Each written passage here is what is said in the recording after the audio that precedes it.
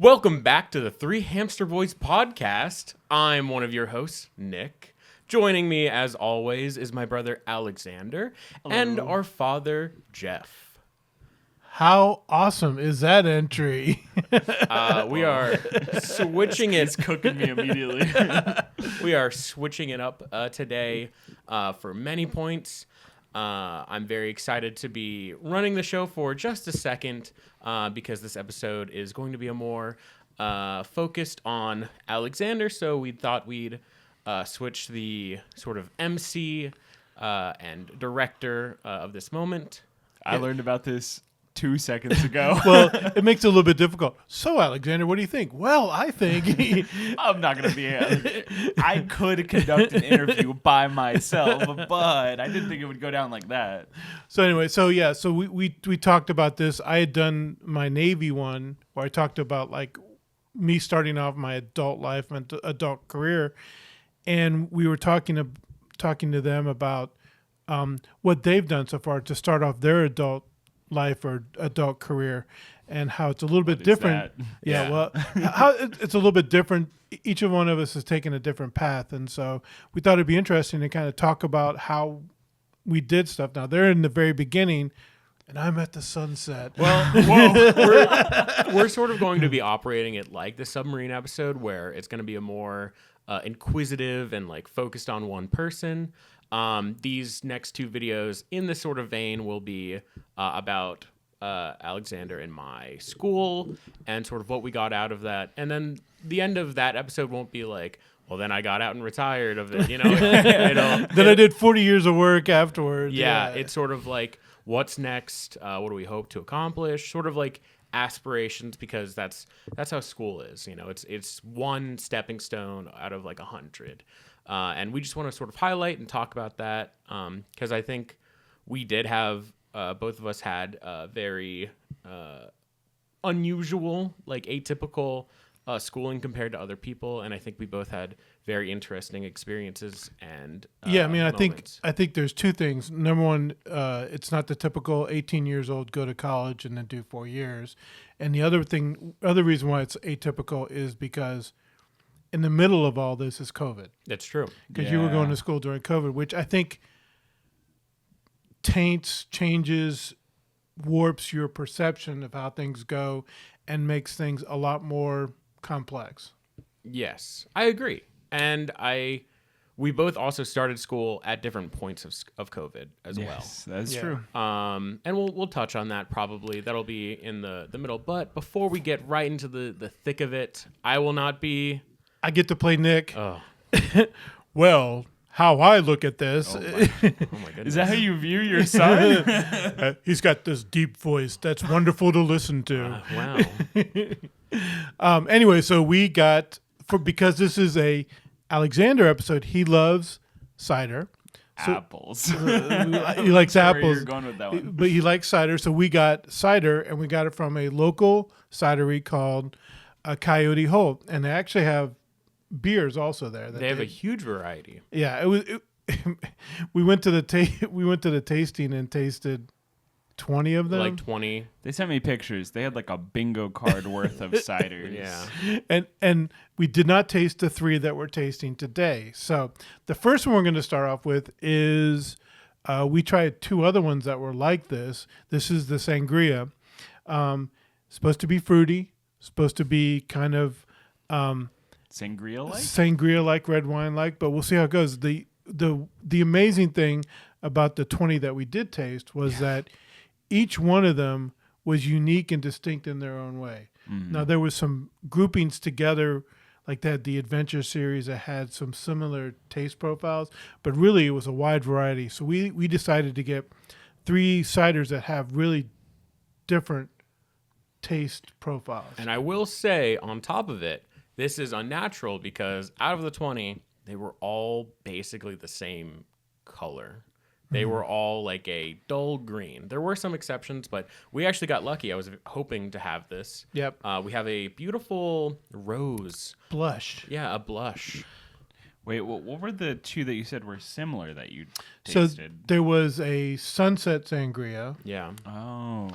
which was Oh, we're gonna get this wrong. It was a pear, I think. Strawberry and pear, or Yeah, something like that. Okay. and the other one was mango and peach or something. Yeah, It was like it was basically there was sangria, and then there was two other ones that were in the sangria like vein. Okay, sangrias, yeah, but they yeah. had different fruit in it. Got you. All right. Okay. And so like another one that we're taking was aged in a whiskey cask. There was another one that we did, but this one's got berries in it. Okay. The apparition is just a different one. It'll be weird once Yeah. we talk about it. All right, so let's give this one a try. Without I'm really further curious. ado, Yeah, really chink the curious about glasses. this. While they're tasting, I just want to quickly begin this. This is going to be a interesting episode just because the time between face. This is so good. Oh my gosh. Okay. Well, I was just going to say the time between, instead of following 9 years on a boat, 8 years, No, it was about 9 years. 9 years on a boat. This will follow. 9 years of college. I think you got to. Was it 5? Yeah. Like I think my entire college career is like 5.5, almost 6. Yes. So this is extremely good, extremely drinkable. Yeah. Well, let's quickly talk. Well, let's talk about it. Yeah. I was just trying to fill the air. Yeah. Very tasty, super refreshing. Yeah. Really smooth as well. You can taste the undercurrent of an apple cider, Yeah. but then there's this really great fruity taste on top of it.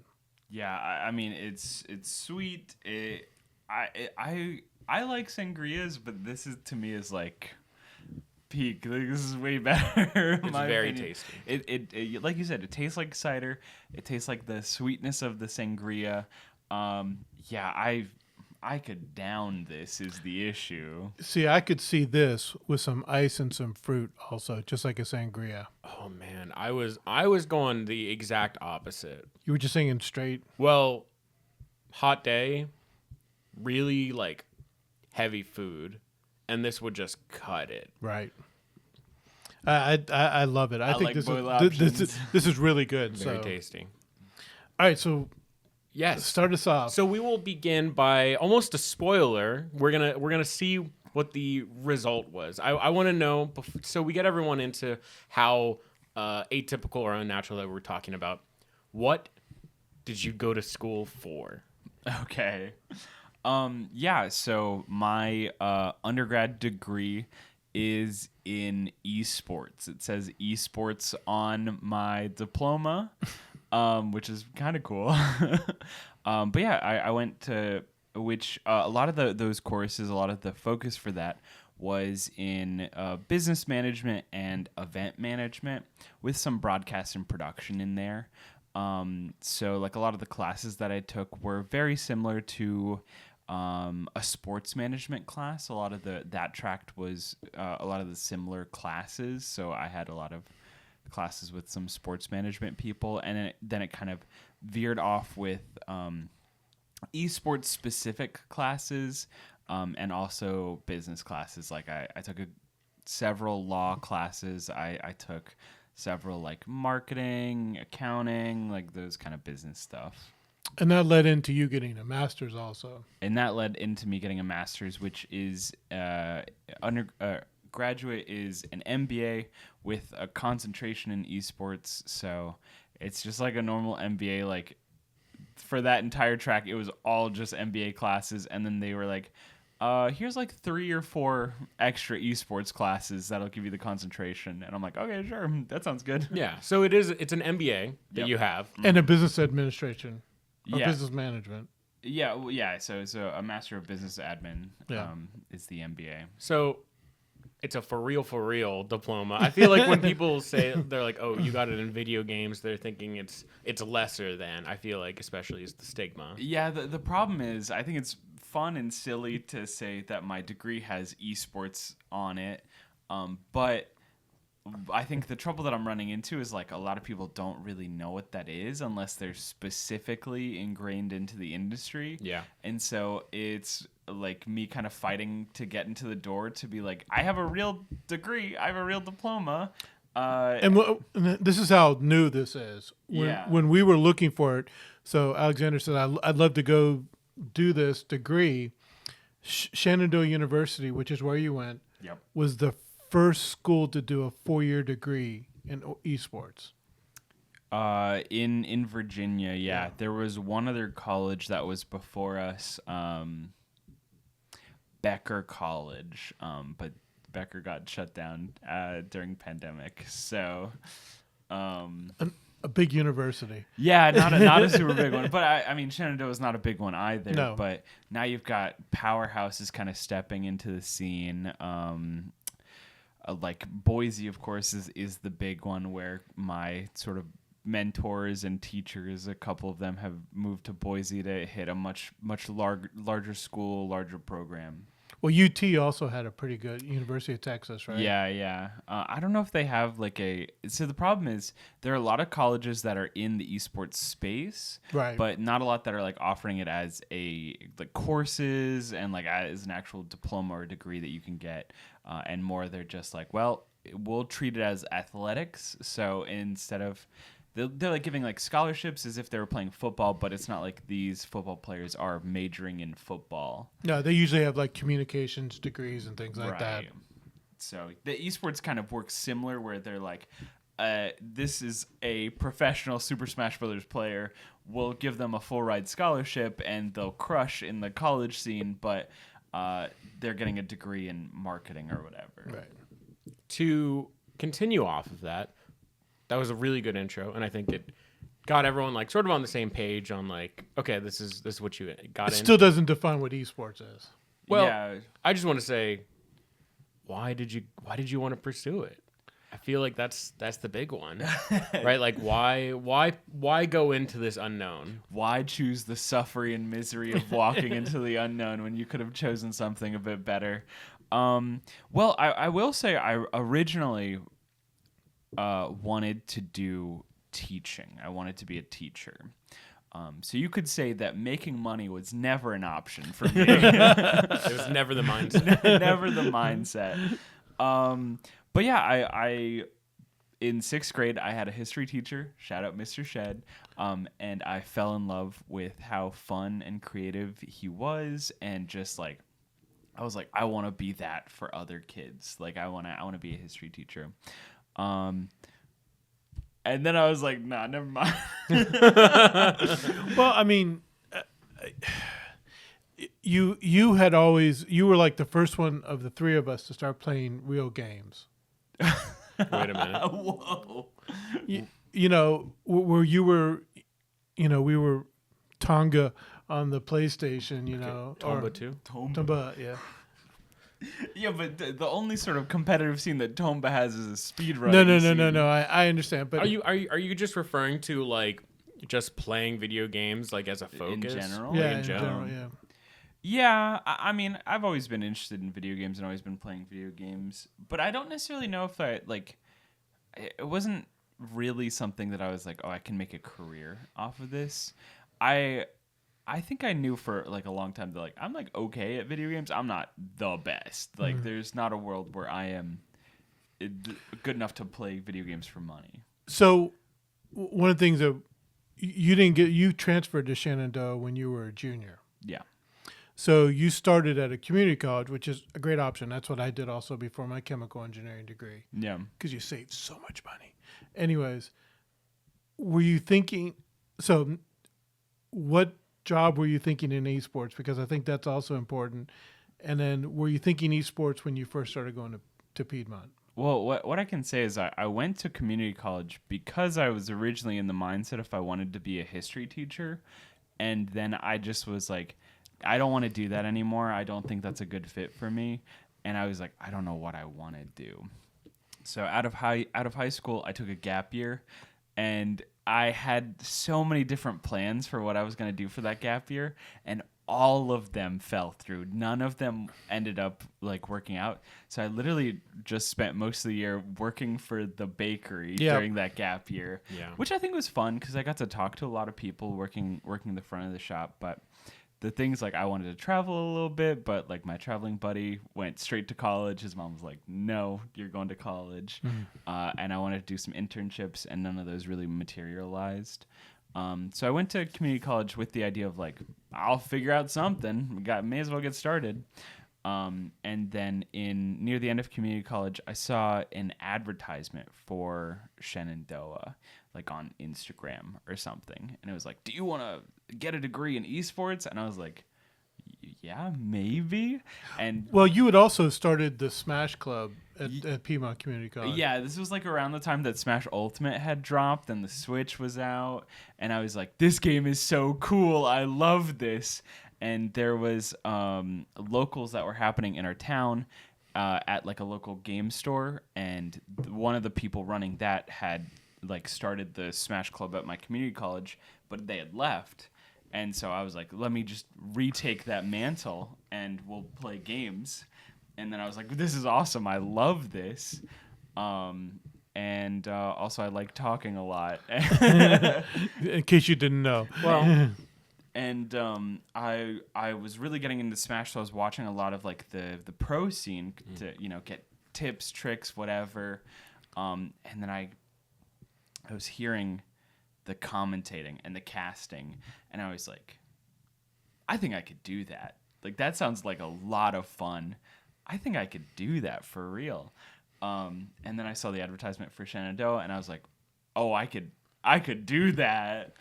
Well, I think it's funny when me and him went to visit these colleges. We really only visited 2 of them. Yeah, we visited tiny schools. They were both tiny schools, but they were on the cutting edge of the esports scene. Yeah. So we went to one, Randolph-Macon, which we loved. Yeah. But their program was so brand new. They had a new director, and it wasn't really established. Yeah, and honestly, the big sell for me for Randolph-Macon was it's like right next to a train track. Yep. And they're like, yeah, our students just take day trips up to like New York on the train. And I'm like, that sounds sick. And then I'm like, that has nothing to do with academics. What am I doing?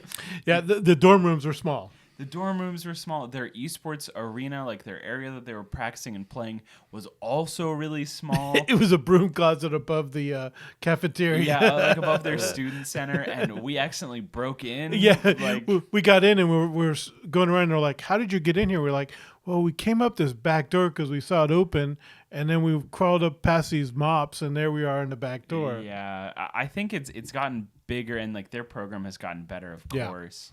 But I think seeing like what their setup was, and their guy at the time was relatively new. I think it was Alex Gunner. Yeah, he just got hired. Yeah.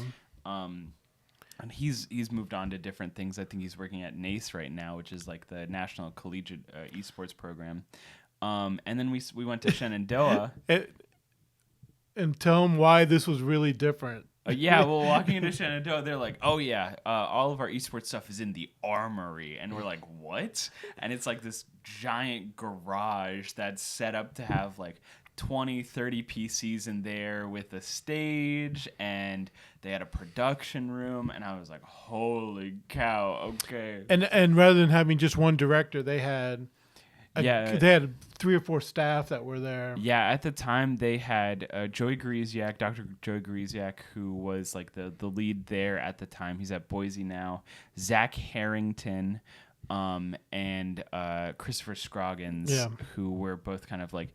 Chris was in charge of like the education stuff, I believe, and then Zach was kind of like the assistant for the arena, really managing operations at the time. Yeah, I mean, so we went from a broom closet to the arena. Yeah, with like 3 main staff people, and like, I'm not gonna lie, Dr. Griesiak is crazy in the best way possible. He just has a vision and is super charismatic. So when he's talking to you about esports, you're all in. You're like, okay, I believe you. We're here. It also just sounds like there was just a better vision, and it was already established at Shenandoah more.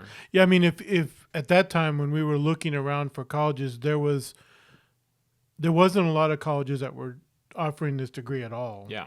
Or even courses. And most of them were still trying to hire people. Like Randolph Macon had just hired this new director. Yeah. Where you went to Shenandoah, they had an arena, they had support from the faculty, they had some sponsors into their program, and it was such a night and day situation when we went up there. And Winchester's a fairly small town. Yeah. So It's kind of just a college town. well, college town and apples. Well, yeah, basically.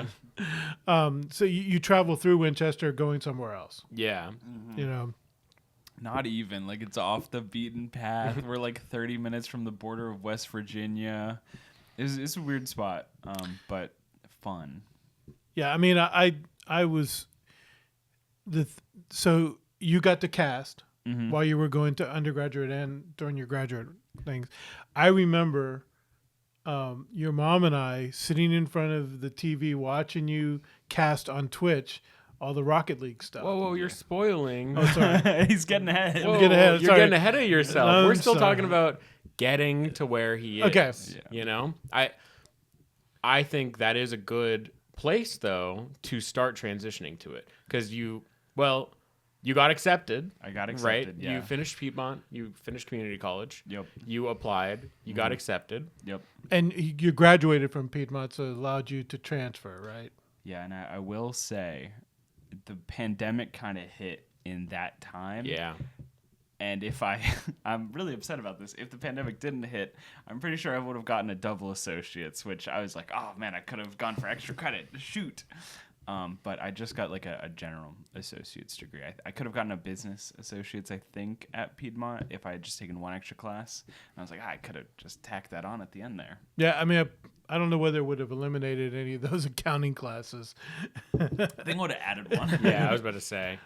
But you got accepted. Yep. And hello world, you're now a student at Shenandoah University. Yeah. I didn't do any coding though.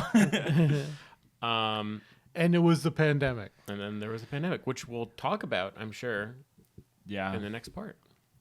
And we're all done. Yeah, we're all done. Well, you got the big glass. You got the big glass. You don't gotta chug it. You don't have to, yeah. This is so good. I would chug it. But yes, we'll be right back with the next part and our next drink, and we'll go deeper into what it was like at the university. Yeah. We'll be back. Bye. We return. Hello, welcome. We have a brand new set of drinks and glasses before us. What are we drinking? So this is called the Apparition. Yeah. And as you can see, it is very clear and crisp looking. This is I think it's a limited production, I think so.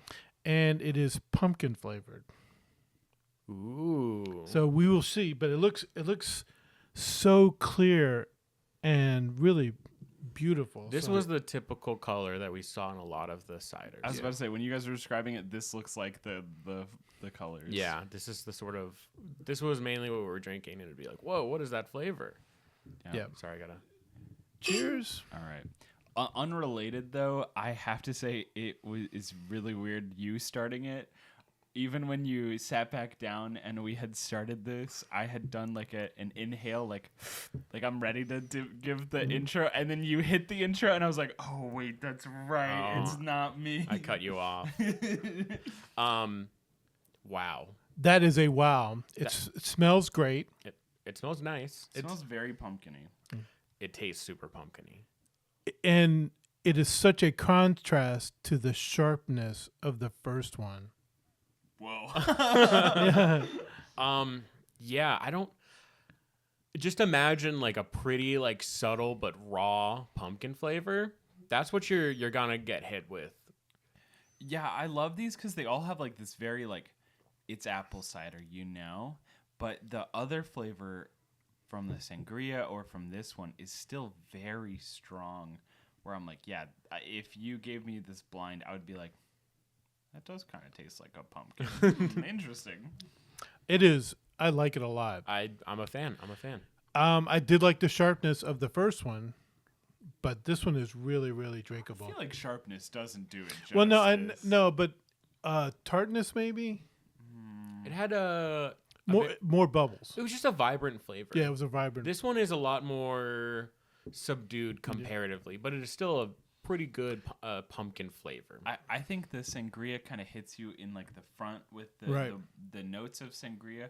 This one, I feel much more of the apple cider in the beginning, and then as it lingers and as I like put my glass down, I'm like, the aftertaste. I hit the mic again. The aftertaste is all pumpkin. Yeah. I love that. It's a very fall drink. We're in spring, but it's a very fall drink. This is really good, though. I'm a fan. Yes. Yeah. I'm really upset that I didn't go and try the bingo card with you guys. Yeah. Both these drinks have been amazing. I'm in love with them. I would say these are of the better. Yeah, I would agree. I mean, I think there was the sugar cookie, the Santa Claus sugar cookie was different, but I really liked it because it was different. You like all the sugar cookie ones. And the apple pie one was good too. Yeah, okay, they were very sweet ones. Yeah. Well, that's not a surprise. You liking all the sweet ones, not surprising. Yeah. But we will continue your journey. My interrogation. Your interrogation. And we'll talk about the beginning, which also includes your COVID experience, environment. Yeah. And then I would say the first maybe like 2 years idea. And like really figuring out the direction of like your beginning experience expectations, and then like your like rough halfway through, I think is a good way. The halfway point is kind of convenient because it's after you complete your undergraduate and then start your master's. Yeah.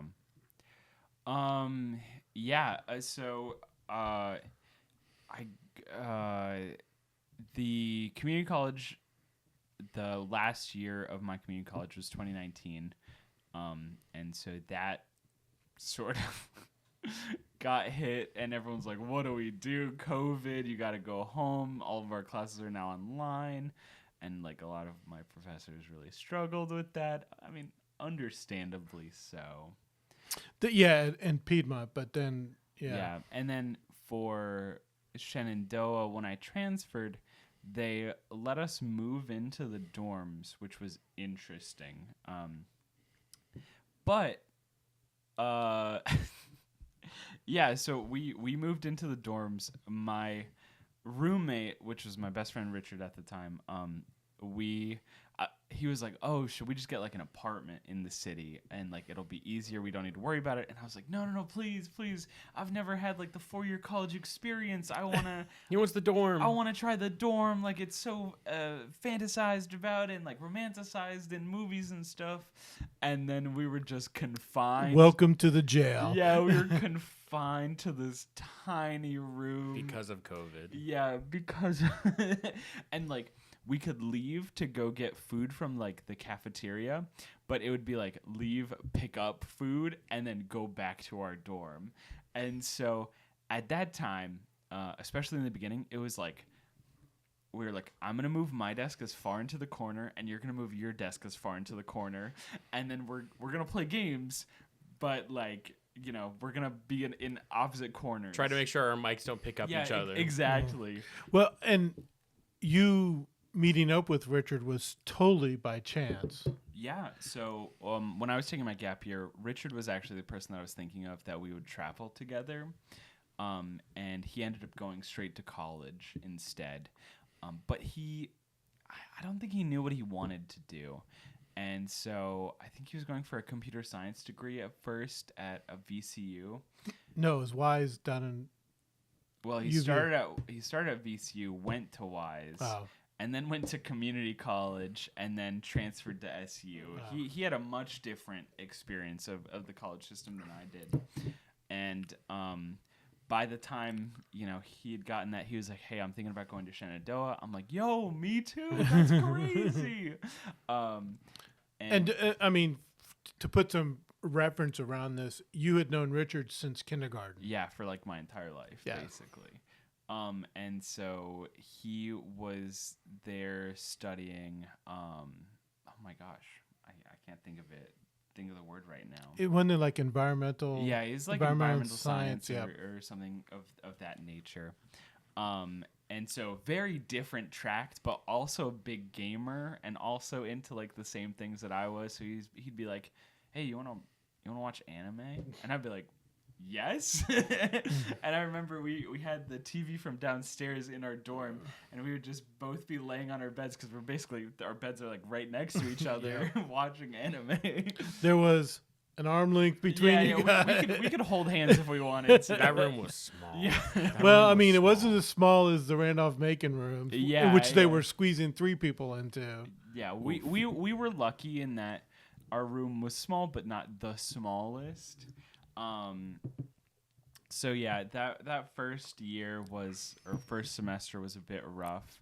Thankfully, Shenandoah is a big nursing school, and therefore like a lot of the like vaccination, it was one of the big vaccination sites. They were using their like athletic center, and so like they actually were kind of in front of a lot of that like lifting and like returning to classes and stuff like that, because they were like, yeah, all of our people are vaccinated now. We can get back to business. Not only that, but even though it was a traditional college per se, there was a lot of commuter traffic into it because it was some people that had spent some time with their CNA. They were going back for their RN training. They had a site in Northern Virginia. Yep, they have the site in Northern Virginia. So it was definitely kind of a hybrid. So although you'd said some of your teachers were still struggling with online and Zoom I classes. think every teacher had a learning period. I mean, they went from, oh yeah, this class is in person, to like, you need to do everything over Zoom now. And now you got to really familiarize yourself with these services, these operations, Yeah, you know. exactly. And I think even in the esports realm, where a lot of these people are more familiar with like technology, you know, some of the professors are a little older, but like esports still struggled in that regard because there is that in-person aspect that's really helpful for a lot of these things. I will say I also got super into Genshin Impact at this time, and I was grinding during my classes. Dude, I know exactly when you were talking about. I remember playing Genshin in my apartment. I think, now I was a good student in my school, but on the day that it came out, I pulled an all-nighter. Yep. Called out of school and stayed up for like 20 more hours after that playing it. And I was like, hey, so-and-so, I'm having a migraine. Hang up. I'm not up for it. And they were like, oh, hey, you know, take care of yourself if you're ever feeling under the weather. Because it's during COVID. Yep. I was like, gosh, I feel bad. But I was so hooked on it. I know exactly when you were talking. Yeah. Dude, that's a moment. It really was a moment. Unfortunately, Genshin came out at the perfect time. Yeah. Well, I mean, so during that time, you were still casting, though, right? Had you even begun? It was like, So at the beginning, I hadn't. So the interesting thing is that, you know, when you and I were talking when we were visiting schools, I was thinking about casting and getting into that, but I didn't know how to get in once I was at the school. Yeah. And so for the first semester of Shenandoah, I actually wasn't doing any casting. I joined the Smash team because I was like, Collegiate Smash player over here. well, he's a letterman. well, I joined the Smash team because I was like, man, I am running these fools at my community college. Like, no one can touch me. I'm crazy. And I thought I was pretty good. Getting to college, I was wrong. I'm like, oh man, I'm playing Jigglypuff. I should be playing a top tier. Everyone is just smoking me. It wasn't. I was not as good as I thought I was, which was a good wake up call that I think a lot of people have, especially like coming from like your group of friends, Your bubble. Yeah, your bubble. Well, that's like they say when you go from high school to college to pros, each one of those steps is a 1% step, right? 1% of the high school players get to play college. Yeah. And 1% of those players that get out get to play pro athletics. Yeah. Yeah. And I also realized that I'm going to say it. Some of those players got that dog in them. It's not me. I don't have that dog. I will give you the perfect story for this. You you had never played baseball organized. Yeah. All right. And so one year you said, I want to try to play baseball. Yeah. I remember. And so I said, great. I mean, I played baseball from the time I was 8 till I was 13. Mm-hmm. And we had talked about it. Your mom and I had said, the reason I got out of it was because they weren't having fun anymore. It was always about not playing the game. It was about winning the game. Winning the game at all expense. I don't mind being competitive. You know, if I play video games, I want to win. But if I don't win, I don't win. Yeah. Yeah. It's a binary, right? Yeah. You either win or lose. It's always the case. You went to baseball practice. You went a few times, and they were horrible. Yeah. I would say specifically the coach's son was really mean to me. Yeah. Because he realized that I did not care that much about winning. And we'd always joked when you were born that you were going to be a left-handed pitcher because even bad left-handed pitchers make $10 million a year. So. Yeah, well, I missed out on that opportunity. But yeah, so We started this off. It's not about the money. You're right. But a $10 million salary would be nice. Yeah. But I mean, I think, we've talked about that there's that competitiveness or that desire to win oftentimes, spoils the fun of playing the game. Absolutely. I agree. Absolutely. Yeah. But yeah, I realized that I don't really have that same competitive spirit. Like a lot of my teammates they would grind Smash. Like they would wake up, play Smash, eat food or not eat food, and just grind Smash and just keep playing. And they're like, I'm learning this tech for this character, and I've spent 3 hours just in the practice room doing this. And I'm like, wow, that's a lot. And they're like, yeah, it's not that bad. I put on a YouTube video or music in the background, and I just kept going at it. And I would be like, okay, in the practice room, and I'd be there for like 15 minutes, and I'd be like, I want to do something else. I want to have fun. I can't grind Genshin right now. Yeah, exactly. I'd be like, I could be rolling. I could be rolling for characters. And so after that first semester, and also I realized that I don't do well with pressure in that way. A lot of times I was kind of a weird person on the team. The character that I play is like a very, very easy to kill character.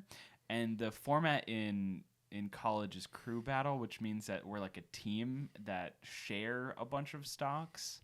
So like if I do well and I 3-stock my opponent, I go against their next opponent with 3 stocks. But if they hit me down with 2 lives and I win, I go into the next game with 1 life.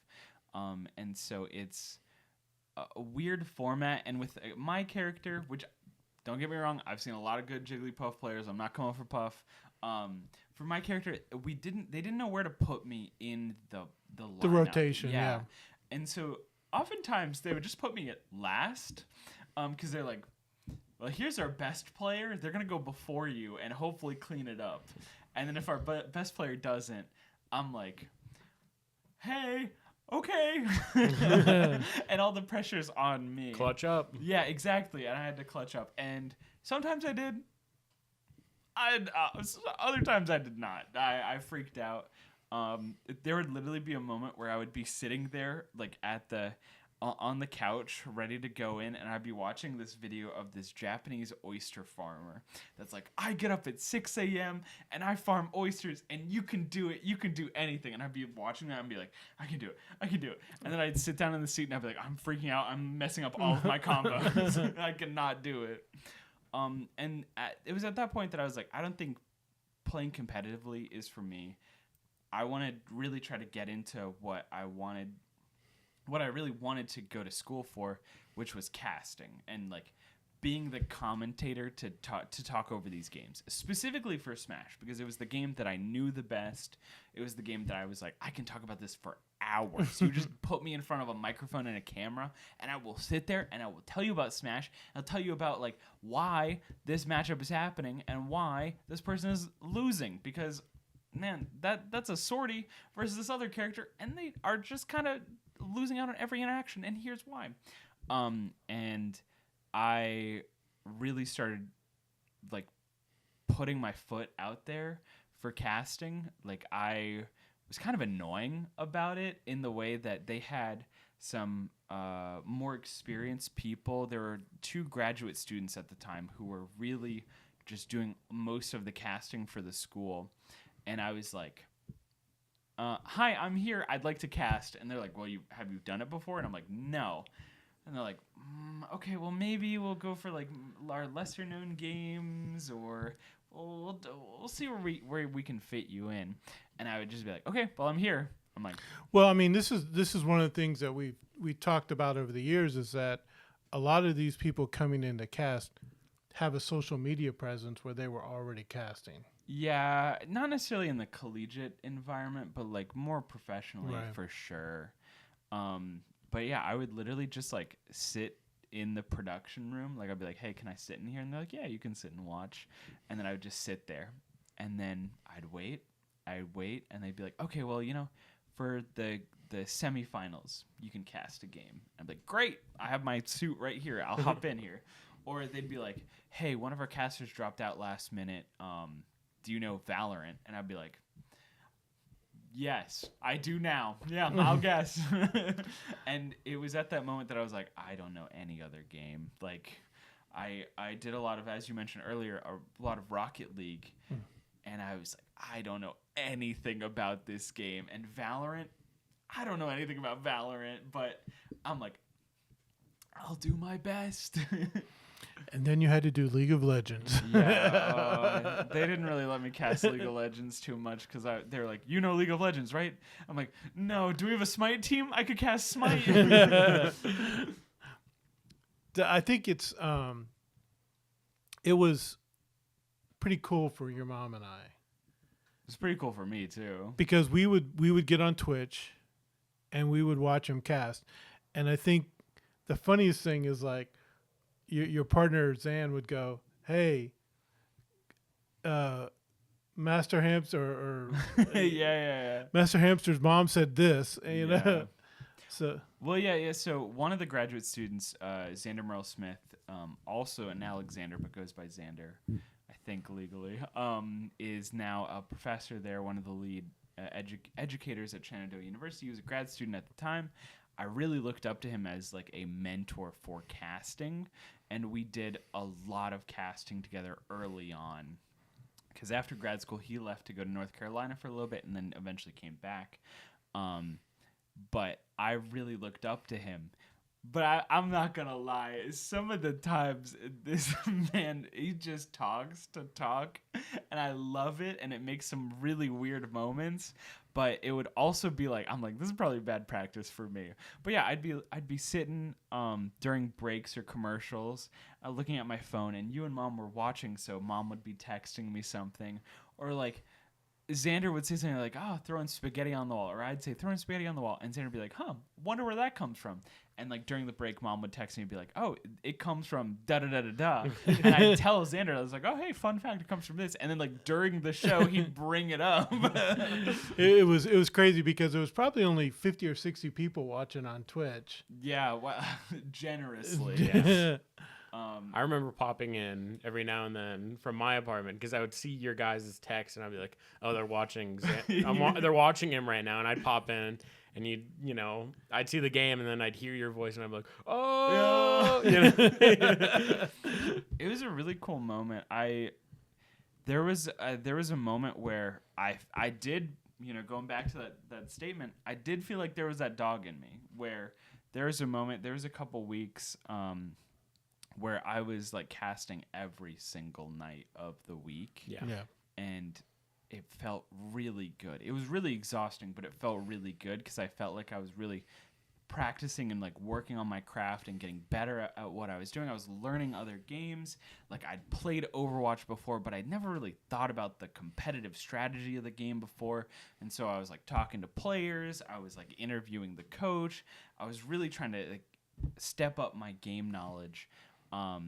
And then I was doing other things too. Like I'm like, okay, if there's no games for Shenandoah, let me start looking through like other platforms or other like Discords or tournaments and see if I can get in.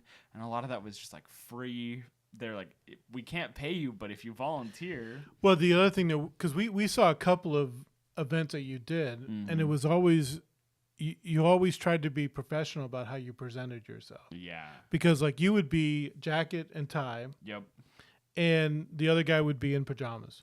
Yeah, and that was kind of the thing that I was like, in my mind, I was like, we're competing with traditional sports is to like for attention, right? Like, I want to present myself in the best light possible, and I don't want people to tune in or like accidentally click on this channel and be like, what's this guy in pajamas talking about? Yeah, it's like, oh, they're like sweaty gamers. They like never leave their room. Like, I don't want that perception.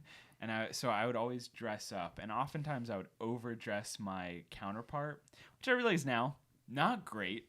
Not an awesome thing to do on my part. But at the time, I thought like the best way to do is super present myself. I never thought of it that way, because I think that in every time in your life, each person has their own style. Yeah. Like you'll see lawyers that come in with bow ties. Yeah. Right?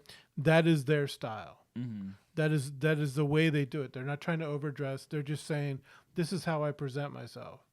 Yeah, I think mainly it's like I want to at least sort of match my counterpart. So if they're coming in with like a t-shirt, I don't want a full jacket and tie. Right. Well, them. Xander used to always wear a vest, right? Yeah, Xander loved wearing vests, which is awesome because I love vests. So I feel like our style kind of matched a lot. But there were other people that were like, yeah, I don't have a suit. I just have like a polo. And I'm like, okay, yeah, I have a polo too. Or I'd be like, yeah, all right, I'll just take off my jacket for this, and then I'll just have like the vest or just the button up, so I'm not quite like overdressing them completely. Yeah, I mean, I think if you look at football, Yeah. They all wear jackets and ties. Yeah, but It's true. there's more of like a standard for the dress code. Yeah. Esports is so new. There's Yeah. not that standard yet. There's definitely like an expectation of production as well in that regard Yeah. for like football casters or other sports casters. And we can't say that like every sport has the same. No. I mean, if you dress look code. at like professional lacrosse, Yeah. those guys are in polos and yeah, jeans. You yeah, know, they're having a fun time. Yeah. But to sort of springboard off of that and go into it, I think just to, continue this conversation in your progression, you were getting into casting and all that good stuff. Yeah. I think it also allowed you to peer behind this window and really started seeing like events and productions as well. Yeah. Oh my gosh. Yeah. This is the time where I was like, as like a little backstory, we have been to esports events before. When we went to the Smite World Championship, True. We were able to. We went a couple years, 2 or 3 years, and it was always like so much fun because at the time we were playing Smite. It was so much. It was just like a fun casual game, and then going and seeing the pros and seeing the energy from the crowd. It's like, this is so sick. And then I think working these events as like backstage as like a caster, whether it's like a local event for the college who's like hosting an invitational, or like them giving us opportunities to go and work for like professional events, I just fell in love with it. There's an energy with live events that I love so much, and I think that has still persisted. It's not something that's died out for me at all. I want to be at the live event. I want to be like anywhere involved, and I think like the energy of a live crowd, no matter what it is, honestly, people get hyped so easily. And it's that like, if I get hyped, you get hyped, and then you get hyped. It's a chain reaction. Yeah, it's a chain reaction. Well, it's like when we were talking about music. The live event just can really kill it. Oh my gosh, yeah. And I feel like more recent, like I've loved concerts, but more recently I feel like I've fallen more in love with live concerts and events like that, where I'm like, I just get me in there, get me in somewhere. I wanna be a part of this. Like I think I have such a passion for this. I want to just be a part of it. And then being a caster for live events, oh my gosh, you just feed off of the energy of the crowd. Well, we're coming up to the end, but I'd like for you to talk about the event you did in, I think, Myrtle Beach, South Carolina. Well, let's talk about a variety of events that you've attended as well as the different roles that you were able to play, Yeah. and then sort of going into what's next. Yeah. Do you want to do that now, or do you want to wait till We're gonna do take a that. break. Keep that energy. Okay. Hold on to that energy. I'll hold on to We'll it. be right back with more drinks and more stories. Yep. You guys finish it. Hey, welcome back. Thanks for sticking around. We're on our third part, and we're going to round this off with a very exciting drink. It doesn't look as unique as we would have liked. What are we drinking, though? Because I can smell it. Well, Very aromatic. very aromatic, very Gosh, sweet. I'm just like getting hit with waves of it. So this one is a little bit different. This one is a cider. It's called Bellberry.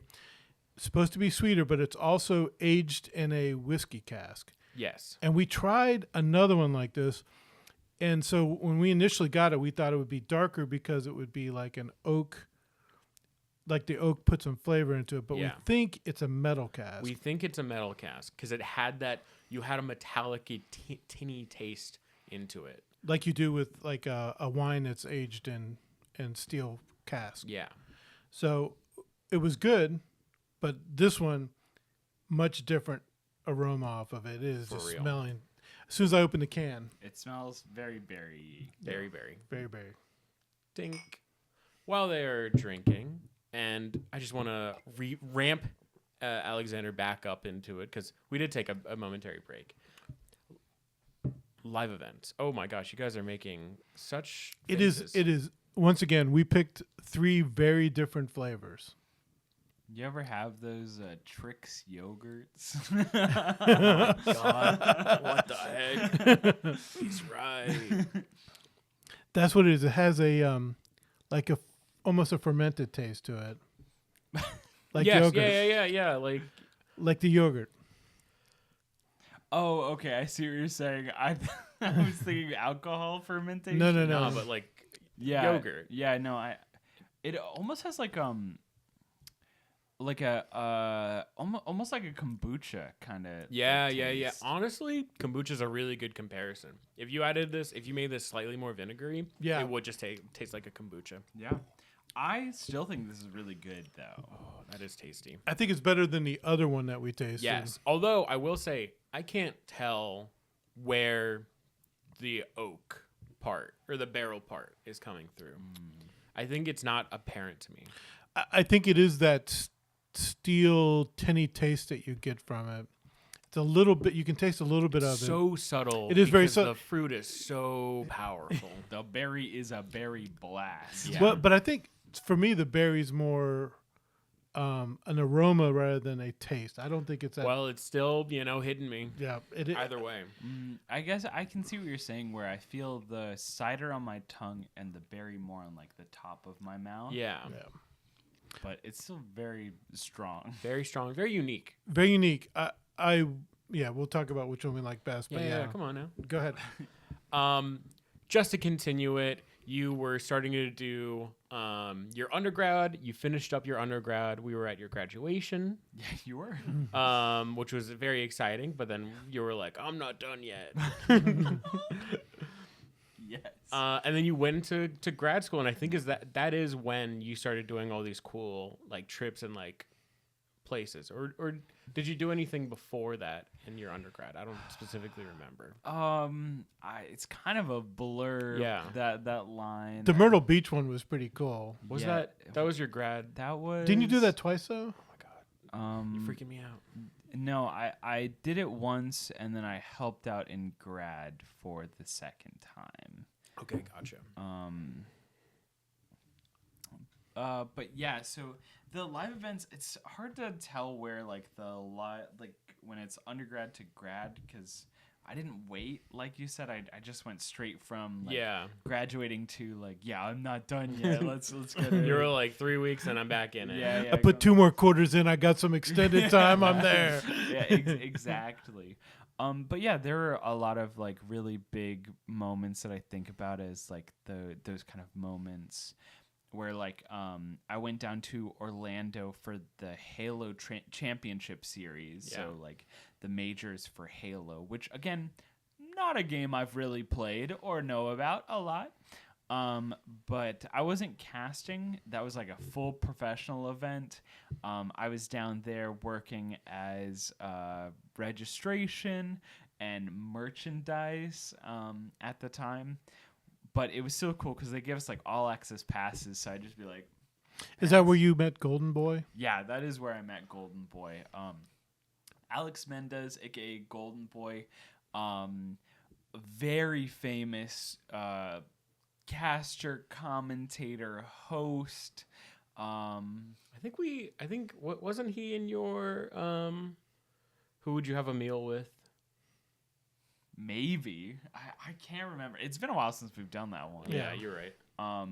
But yeah, I met him there. He came to the merch table and wanted to buy like a shirt or something, and I like freaked out. Fanboy. Yeah, it was genuinely one of those moments where I was like, I'm fanboying right now. And my supervisor at the time was like,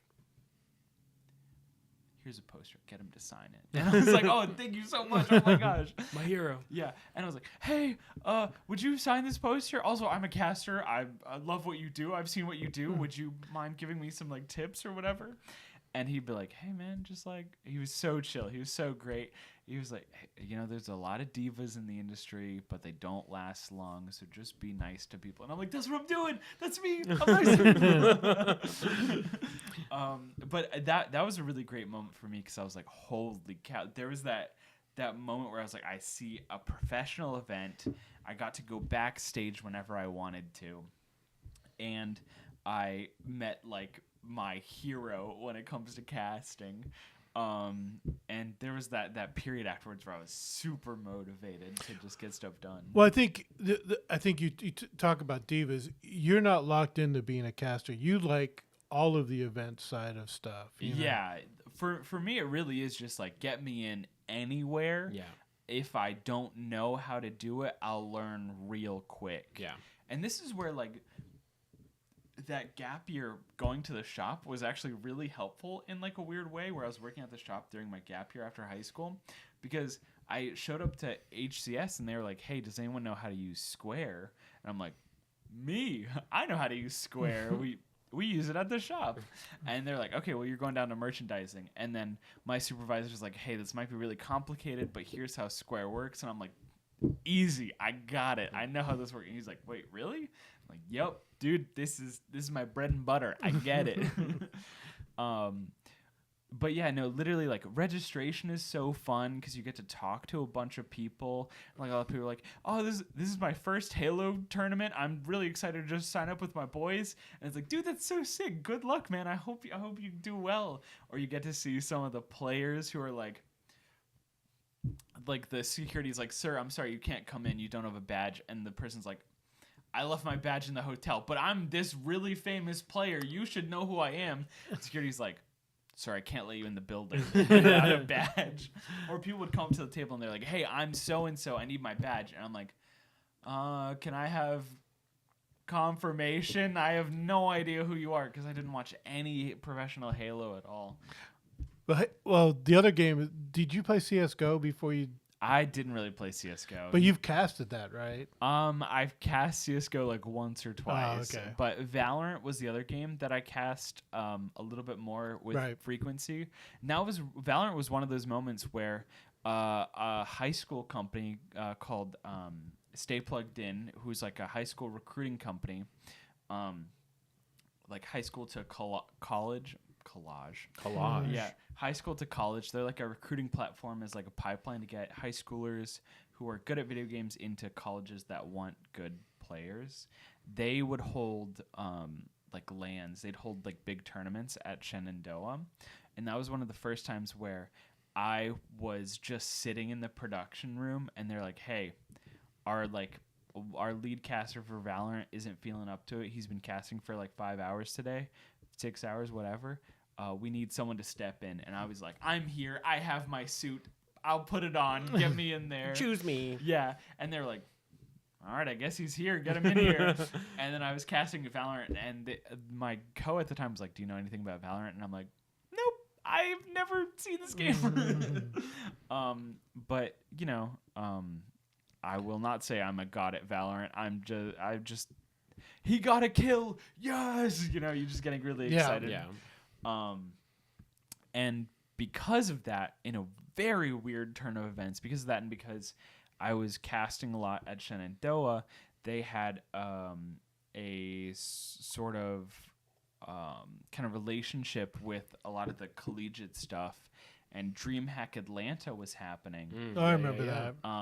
And they were like, "Hey, we're holding the like NACE or the it wasn't NACE. It was one of the other collegiate kind of like finals for Valorant, and we need casters." And so Shenandoah was like, "Hey, we've got casters. We can get you in there."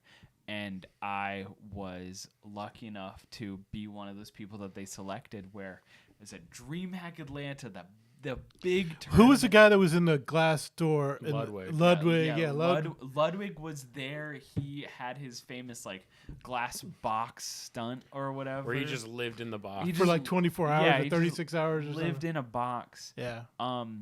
And I was on one of the main stages casting Valorant for like the collegiate finals, and it was such an incredible moment to be there and to experience that. And then of course they gave us like an all access pass, so I'm just walking around the convention center whenever I wanted to, and we got interviewed afterwards by this guy who was like, "Yeah, I'm doing a piece on like all the people, whatever," and you know, he asked about like, what's esports, what's going on, why should we care? And I was like, oh my god, this is peak. Like, will I ever get anything better? I'm on one of the main stages for DreamHack. I just got interviewed. Like, oh my god, my life is going crazy. It was, I think that with the Halo was really all within a short period of time of each other. Yeah. And all, like, I was like, that's it. I've made it. I've said it. My life's over. This is perfect. Well, so the two that I remember that I think that I'd like for you to talk about is, one is the Virginia High School League. Mm-hmm. Because I think that's a very unique perspective, because going to a college that was one of the first to have esports, Yeah. and now you're seeing this high school league. Yeah. And the other one is the crazy one in Myrtle Beach, where you're in the middle of the restaurant. Yeah. You want me to talk about Boost? Okay, I'll talk about VHSL first, which is the Virginia High School League, as you mentioned. So obviously we're located in Virginia. What? But probably your state has some sort of statewide esports program for high schools in particular. Well, the high school league does all sports. Yes. And so they added esports into it. But like people don't immediately think of Yeah, Right, it. right, Not yeah. something that If you're just like, oh, it's the high school league, and you're like, oh, well, they do soccer or football or Yeah. baseball. You know, they're not going to be like, oh, they do Smash or, you know, Valorant or whatever. Virginia has a pretty large one. I think it's still run by PlayVersus, but I'm not sure.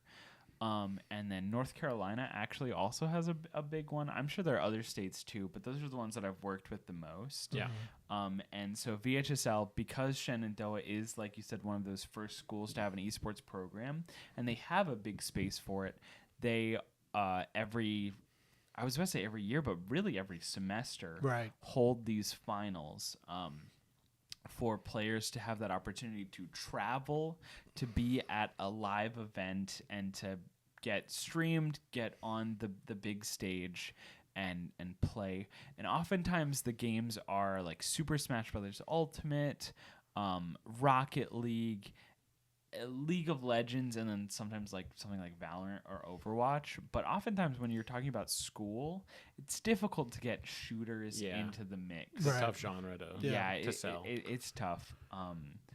Now I will say my high school, I'm always looking out whenever I was running these events, looking out to see if they do well or show up, and they'd only show up for League of Legends, but they would never get very far. Well, I think the reason I always think about that is because you played a different role than caster. Yeah, so for VHSL, they wanted to do something a little different. They at the time, Sean Kelly was running broadcast production, and he is a big sports nerd. And so he loves the idea, or loved the idea. I don't know what his feelings are now, but loved the idea of like an analyst desk, or like a red zone table kind of situation. Yeah. And so oftentimes he would have like 3 or 4 of us sitting in a couch area, and we would kind of in between games, because a lot of the setup, especially when you're switching from game to game, takes a bit of time. Yeah. And so oftentimes we would be talking about the games that happened or the games coming up and kind of making our predictions. And then there would be other people out on the floor with a desk doing the commentating, actually. And so it was really interesting for me because I could fill in either of those roles. And so they're like, okay, what do you want to cast? And I'd be like, Smash, give me Smash every single time. And then when I'm not casting Smash, they're like, okay, you're in the back at the analyst desk. So literally for like 8 to 10 hours straight, they're just locking me in the back room. Yeah. They'll bring me pizza occasionally if I'm hungry, but I'm locked in there with like 3 other guys who were like looking up at the monitor, watching games, and then making notes and talking about them in the kind of downtime. I mean, this is what football does. It's like when you go to halftime of a game, they go back to the desk and there's, Terry Bradshaw, these retired professionals that are talking about the game and whatever. And so it is. I'm just like that, a retired professional. So that, I always thought it was they looked at that sports management kind of framework in order to do it. And I would say, just thinking of how other huge esports work as well, they also have analyst desks. Yes, they also follow this formula. League of Legends, they obviously have like a desk of like 4. Yeah, it's usually 4 that like do a recap of like, let's go down on all these plays. Let's like do like a, what was the turning point? What was the really big moments? And then, part of that is also like you were saying, it's like, what do we expect to see next? Which I think I think it's very important. Like, I think the formula works as we're seeing in mainstream sports.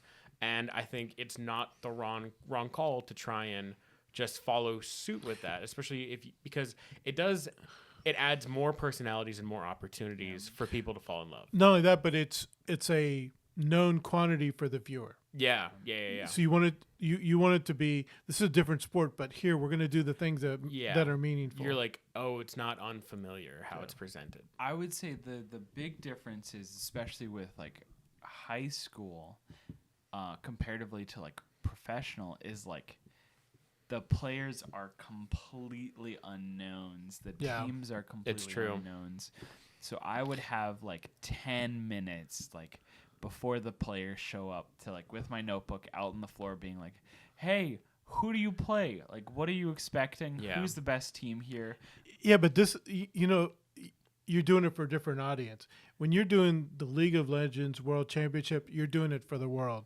You were doing it for mom and dad and grandma back there that want to see their boys back at the high school. Right. Yeah, exactly. And so like that's also something that you have to take in consideration because I don't know, in more professional medias, you can be a bit more brutal with the way that you're saying things. Yeah. But in college or especially in the high school, you're like, you can't say that team got dominated. Yeah. Like you have to be like, both teams put up a good fight, but obviously, this high school has a bit more experience in the LAN and the in-person environment. Yeah, it's not the results that were expected. You gotta do like some fluff, but also like you should like admire the people going out there and doing it. Yeah. Well, it's like you said, there is a certain amount of pressure to go out there. For sure. Yeah. And if you're on a team of 5 and you do something that your teammates know when you make a mistake. It's true. Even Rocket League, where there's 3 people, you can go, look, that guy is just missing all of his hits and whatever. Actually, it's easier to see someone who's crazy good than someone who's maybe not so good. It's true. Yeah. Because you're like, he's like dribbling in the air and he just did a flip reset. Yeah, exactly. And like, he's still going. Like, okay, that one guy on their team is crazy. And I would say for the most part, when you see someone slip up, you usually just turn it and be like, wow, that other person really saw the advantage. Yeah. Right? You don't be like, oh, they messed up. It's more like, oh, the other person just took advantage of a moment. Yeah. Or something that I'm really empathetic to and that I use a lot is like, nerves, right? Like it's Yeah. their Yeah. first in-person event. They're just really nervous. But I think it's a very uplifting experience because, I mean, 5 years ago, not like, or Yeah. 6 years ago, high school students wouldn't even get these opportunities. Yeah. Which I think is the most important thing, right? If you're a football player in high school and you're going to games, you're like, wow, there's hundreds of people, right? You're already getting, You've been playing since you were 12 or 10 Yeah. or well, it's just 8, like you're yeah. already getting accustomed to this Yeah. environment. But if you're a gamer, you're like, yeah, I've been like in my room. I've been in my basement. Yeah. Right? Yeah, you're like, I've just been playing in my room, and now, boom, I'm in like a public area. Yeah, yeah. Well, so that's why the Myrtle Beach thing is so different. Okay, I'll get to the Myrtle Beach. I want to make a real quick comment. Especially with high schools, it was really apparent that some schools were way more accepting about their esports programs and others were not. Yeah. So oftentimes you'd have like Miss Wilson, the geography teacher, showing up, and she'd be like, I don't know what's happening. I'm just a chaperone. Yeah, exactly. And Yeah. she'd just be sitting off to the side. And so there were times where I was coaching some of the teams where I'd be like, hey, you guys got this. Like, just do what you were practicing, whatever. And then other teams would show up where like Miss Smith is like, we're in there. We are winning today. And I'm like, okay, all right, I'm going to take a couple steps back. But yeah, the other event that you're talking about, we did a collegiate invitational. It's become an annual thing. The Myrtle Beach Board of Tourism and Commerce, I believe, hired the university to run an esports event in Myrtle Beach.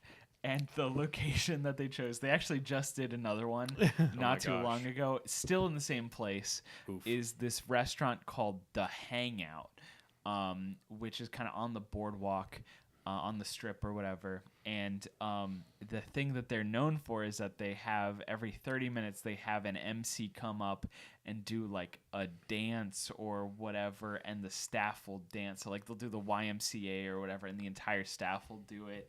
The restaurant is 2 floors, and there's not a big stage, but there's a circular stage in the middle, and it's weird. It's crazy. It's like a very loud and noisy place. They've got like alcoholic drinks called like the Shark Attack, where they'll bring it out and they'll pour in the red liqueur into the blue that'll make it go crazy, and they'll like blow whistles and people will be yelling and screaming. Very hectic place. They've got massive TVs, And you're in the middle of this casting. yeah, and so they were like, this is the perfect place. They're going to love this. And so we held a Rocket League invitational there with 12 colleges in total.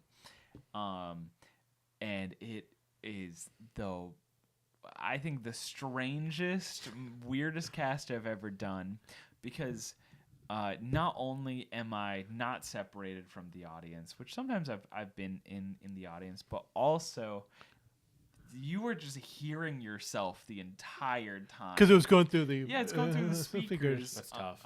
So you're getting that feedback every time you talk. And then you're trying to hit that 30-minute mark. Yeah. And then, every 30 minutes, they're like, okay, get off the stage. Let this guy get up there, do his thing. And also, because it's a restaurant, it's a public place, people are coming in and out.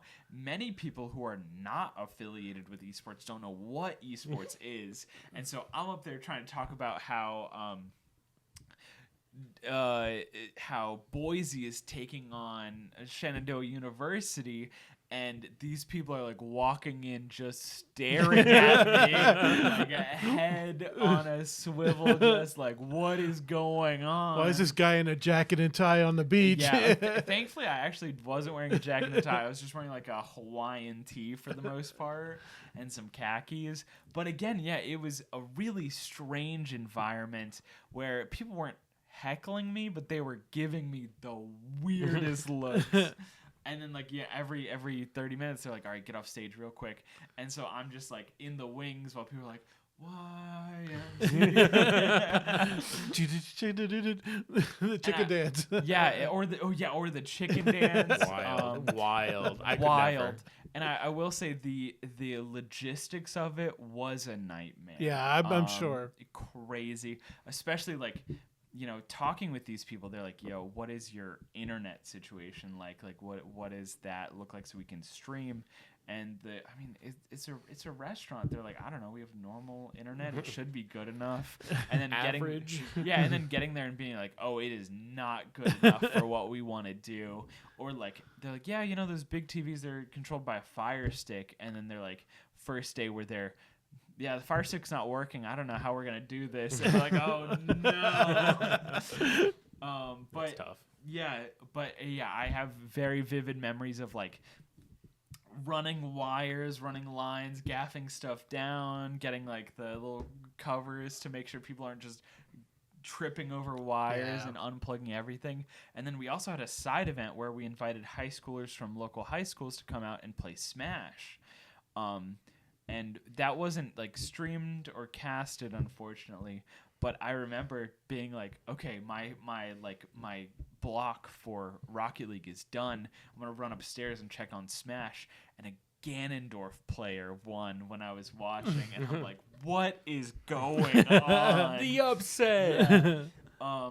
But yeah, and then we also were playing around with like cameras that were moving, so like actually having a camera that someone was carrying, and also having one of our people doing like in-field reporting where you're talking to like parents or like people in the crowd. It was hectic. It was wild. I love the idea. It's just crazy.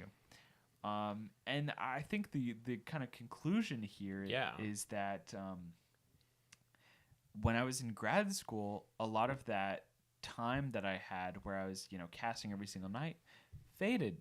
Unfortunately, Because you had classes. all of my classes were at night because a lot of the MBA classes are set Working. up. Yeah, they're set up for working individuals, which I appreciate to an extent. Yeah. But there's that point where I'm like, please, like I'm gonna skip this class to just like let me cast Smash. Yeah.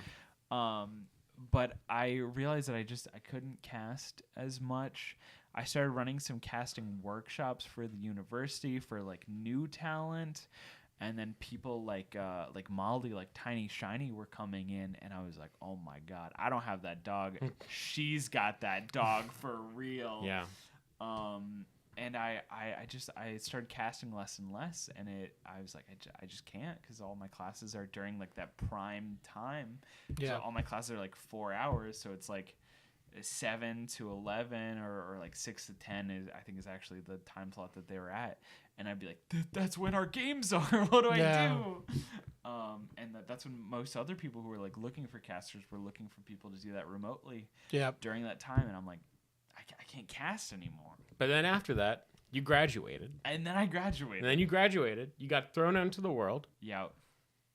What's next for Alexander? What is the plan? I know we talked about events. We talked about production. Yeah. I think with our time remaining, I think we don't need to end this on like that's where it's ending. Yeah. But it's just like the idea, the hope. Here's what I'll say. I've been casting much less lately. You need a really strong internet connection to be the... You need a reliable internet connection. a reliable internet connection. The internet here is strong, but sometimes not great. Yeah. So it goes in and out. We're kind of out in the country. Yeah, we are in the country. So we don't have that fiber. But yeah, that's what I'll say is the next steps is maybe looking for casting, but it hasn't really been the main thing on my mind. The main thing is events, getting involved somehow. Yeah. I was just volunteering for a large convention here on the East Coast, and I am reinvigorated. I want to do it again. Heck yeah. So looking for live events in any capacity. And any type of event. You would do a concert if you I'll could. do anything. Yeah. If it's a live event, I'm there. Get me in. So that's where we end off with the journey of your schooling. I think it was busy and it sounded like a whirlwind, and I think that's how I would describe my school, as just a whirlwind. You go in, you run around the revolving door for who knows how long, you step out and you're like, where am I? Yep. But yeah, thank you for sharing. Well, hold on. Favorite drink? Favorite. Yeah, What what is was- it? I'll rapid fire. The sangria one was my favorite. I like that one so much. You choose. I know. I'm trying. Sorry. The silence is not good on a podcast. I'm gonna go with the operation. I really like that a That's lot. the second one, the pumpkin one. Yeah, the pumpkin one. Yeah. I'm also gonna go with the sangria. Such Yeah. vibrant. It was great, but I liked the pumpkin. It was so different. I was not disappointed with any of these. I was surprised and enjoyed all of them. In any case, thank you so much for listening. Thank you so much for following the journey. Tell us how you feel about this sort of switch up of MCs. It might happen again. I'm getting replaced. But either way, thank you so much for watching. We'll catch you in the next one. Later. Oh my god. Yo, that's crazy. You ended it perfectly. I had just enough time to stop before the alarm went off. Everything do okay? Go. Oh, insufficient space. Uh-oh. We went over 128 gig. Oh, insufficient space on that. Let me go get. Yeah, we don't have the... I need to go get the 2 terabyte thing. Yep. I'll be right back. Yes. Whew. Yeah, it's still saved on the camera. I'm just saying. Yep. Yeah. That's